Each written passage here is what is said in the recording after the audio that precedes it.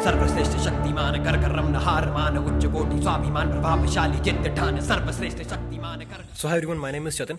तो जैसा कि अपन ने लास्ट वीडियो में बात करी थी कि अगर आपका एसएसबी इंटरव्यू है तो कैसे हैंडल करें, इस वीडियो में अपन बात करने वाले हैं अगर आप एसएसबी इंटरव्यू के लिए गए हैं और अगर आप कोरोना इन्फेक्ट हो चुके हैं जैसा कि मैं हो गया, तो आपको किस तरीके से सारी चीज़ें हैंडल करनी है और दोबारा से कैसे रिकवर होना है। मेरा एसएसबी इंटरव्यू से मैं घर वापस आया 16 तारीख को, मतलब 2 दिन बाद मेरे को सिम्टम्स हुए कोरोना के, हेडेक और फीवर था। तो उसके बाद क्या किया हमने कि फटाक से मैं उसी दिन से घर वालों से अलग हो गया और अगले दिन ही सुबह मैं टेस्ट कराने को चला गया। बट टेस्ट कराने में इतनी ज़्यादा भीड़ है कि मैंने 17 तारीख को टेस्ट कराया और मेरी जो टेस्ट की रिपोर्ट है वो 20 तारीख की रात को आई है।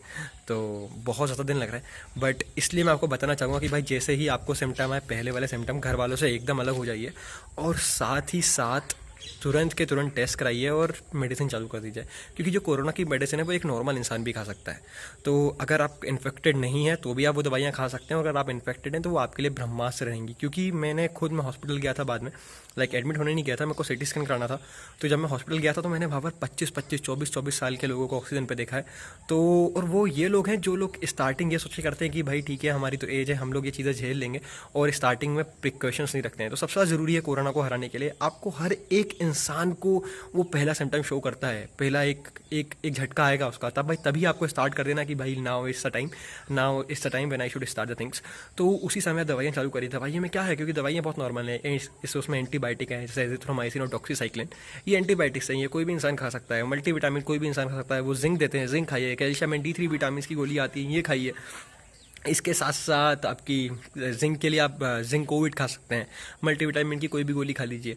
ये सारी गोली खाइए। और भाप और काढ़ा, ये चीज़ें एकदम बहुत ही ज़्यादा एसेंशियल से अनडाउटेडली ये आपको बिल्कुल करना है। ये चीज़ें अगर आप करेंगे तो बहुत जल्दी रिकवर होंगे।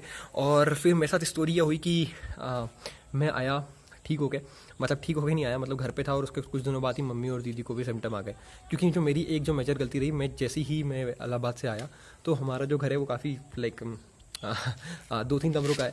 तो उधर क्या था कि जब तक मेरे को सिम्टम नहीं आया तब तक ही शायद मम्मी और दीदी मेरे से इन्फेक्ट हो चुके थे। तो अब उससे क्या हुआ कि उन लोगों को भी सिम्टम आ गए कुछ दिनों बाद, और उन लोगों की भी तबीयत ख़राब हो गई। अब पापा जी भी साथ में रहते थे, बट बात क्या थी कि पापा जी उनको वैक्सीन लगी हुई थी। तो वैक्सीन लगने के चक्कर में उनको कोरोना नहीं हुआ। तो इसलिए मैं बोलूँगा कि भाई वैक्सीन लगाना बहुत ज़रूरी है। अगर उनको वैक्सीन लगी होती, अगर वो भी इन्फेक्ट हो जाते तो हमारी केयर करने के लिए घर में कोई भी नहीं था, क्योंकि उसी समय पापा जी ही खाना बना रहे थे, सारे घर के काम वो कर रहे थे। तो इसलिए भाई अगर आपको वैक्सीन की अपॉर्चुनिटी मिल रही है, वैक्सीन ज़रूर लगवाइए। वैक्सीन लगवाना बहुत ज़्यादा ज़रूरी है। वैक्सीन आपको बचा सकता है। मम्मी को एक वैक्सीन का डोज लगा था, इसलिए वो इन्फेक्ट हो गई, बट उसके चक्कर में उनकी जो कोरोना से उनकी जो कंडीशन थी वो माइल्डली कोरोना रहा उन्हें। तो vaccine is dam necessary man. तो प्लीज़ वैक्सीन लगवाइए, क्वारंटाइन रहिए, आराम करिए, भाप लीजिए। गले में आपको कफ लगेगा, भाप लीजिए सुबह शाम, दिन में 4 से 3 बार लीजिए। ऑक्सीमीटर खरीद लीजिए, ऑक्सीमीटर का आप यूज़ सब देख ही सकते हैं। प्रॉनिंग मतलब सोने का तरीका एकदम ऊपर आसमान की तरफ मुँह करके नहीं सोइए, उल्टा सोइए और करवट में सोइए। ये तरीके सबसे ज़्यादा बेस्ट है अगर आपको कोरोना से रिलीफ चाहिए तो ये सब मेरी तरफ से आपकी एडवाइस है अगर आपको कोरोना है। और ये एडवाइस तब है जब आपको कोई क्रोनिक डिसीज़ है, लाइक अस्थमा कुछ भी है तब, क्योंकि मेरे को कुछ क्रोनिक लंग डिसीजेस थी, उसके बावजूद मैं रिकवर हुआ हूँ। तो आप भी ईजिली हो सकते हैं। Thank you very much.